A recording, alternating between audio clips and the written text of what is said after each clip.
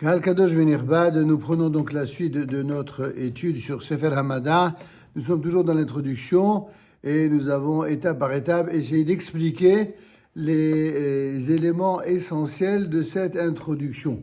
Nous étions arrivés à ce que dit le Rambam dans son introduction, Hamisha Talmidim, Ayulo le Rabban Yochanan ben Zakkai, Vehem Gedolei HaChamim Shekiblu Imenu.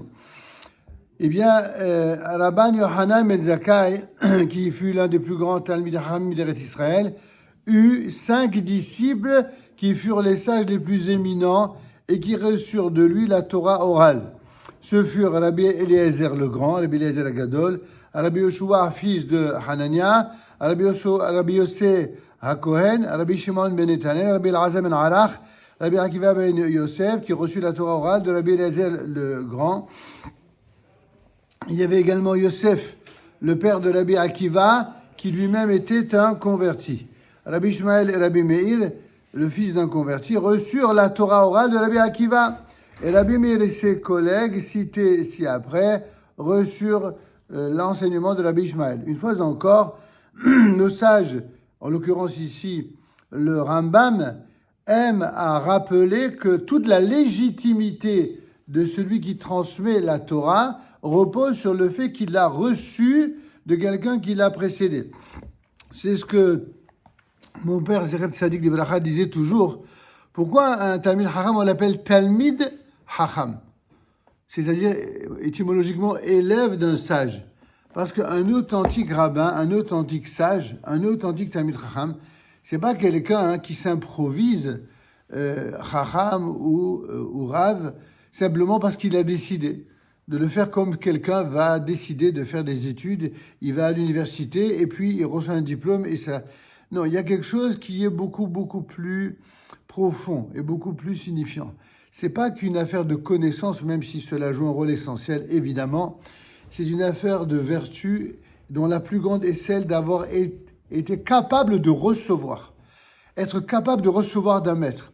Celui qui est incapable de recevoir d'un maître et qui considère qu'avec son intelligence et ses connaissances, eh bien, la vérité commence avec lui, celui-là ne sera pas un Talmid Chacham, il sera un Talmid Sefer, un Talmid Sfarim, l'élève des livres. Aujourd'hui, se multiplient entre les livres qui ont permis une certaine publication, une certaine publicité, une certaine, je dirais, popularité de tous les savoirs.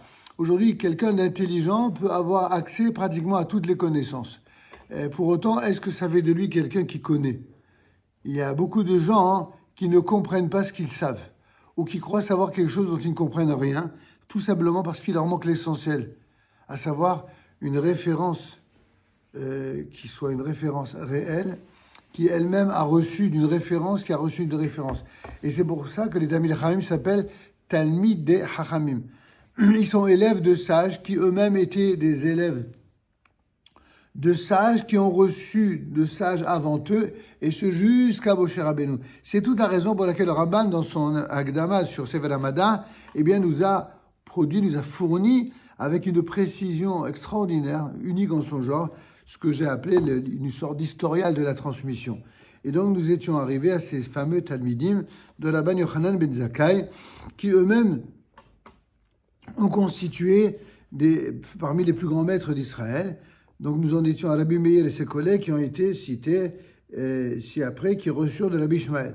Ensuite, les collègues de Rabbi Meir qui reçurent de Rabbi Akiva et de Rabbi Ishmael furent Rabbi Yehuda, le fameux Rabbi Yehuda ben Rabbi Elai, ainsi que Rabbi Yossé ben Halafta, Rabbi Shimon ben Yochai, le fameux Rabbi Shimon ben Yochai, Rabbi Yohanan, le cordonnier, à Sandelar, Rabbi Shimon ben Azai, lui on n'a pas dit Rabbi pour une raison qu'on expliquera plus tard, Rabbi Hanan ben Teradion, et les collègues de Rabbi Akiva reçurent également la Torah, le legs spirituel, de legs oral de Rabbi Eliezer le Grand, Rabbi Eliezer Hagadol.